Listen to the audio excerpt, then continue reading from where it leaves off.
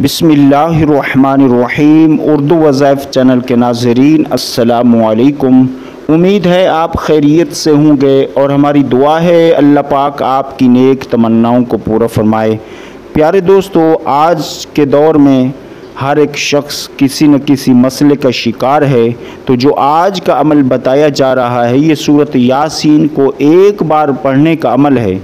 और इस सूरत यासीन में एक आयत है 58, सलामुन कौलन मिर रब्बिर रहीम, यानी सूरत यासीन को एक बार पढ़ना है। और फिर जब आप इस आयत पर पहुँचेंगे तो इसको एक तादाद जो आपको बता रहा हूँ उसके मुताबिक पढ़ें तो इंशाअल्लाह इसकी बरकत से आपके तमाम मसाइल हल होंगे।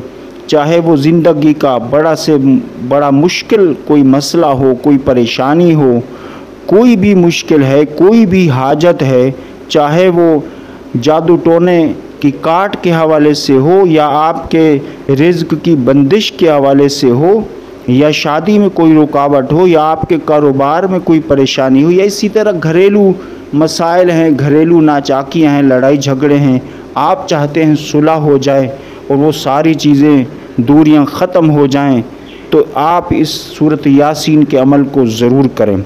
अमल का तरीका समाअत करने से पहले छोटी सी गुजारिश करूंगा कि जो दोस्त हमारे इस चैनल पर नए हैं वो हमारे इस चैनल को ज़रूर सब्सक्राइब कर लें।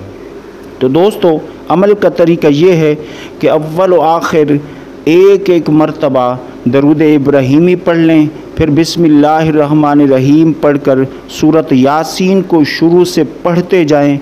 जब आप आयत नंबर 58 पे पहुँचें, वो आयत है सलामुन कौलन मिर रब्बिर रहीम, तो इस आयत को 313 मरतबा ज़रूर पढ़ें। 313 मरतबा पढ़ने के बाद फिर आगे उसी सूरत यासीन को मुकम्मल करें। फिर आखिर में एक बार दरूद इब्राहीमी पढ़ लें। फिर इसी तरह अव्वल व आखिर एक एक मरतबा मज़ीद दरूद पाक पढ़कर अल्लाह की बारगाह में यकीन के साथ, आजिज़ी व इनकिसारी के साथ दुआ करें कि वो रहीम व करीम रब है, वो अपनी मखलूक को, वो अपने बंदों को ज़रूर नवाजता है, उसके ख़जाने में कोई कमी नहीं।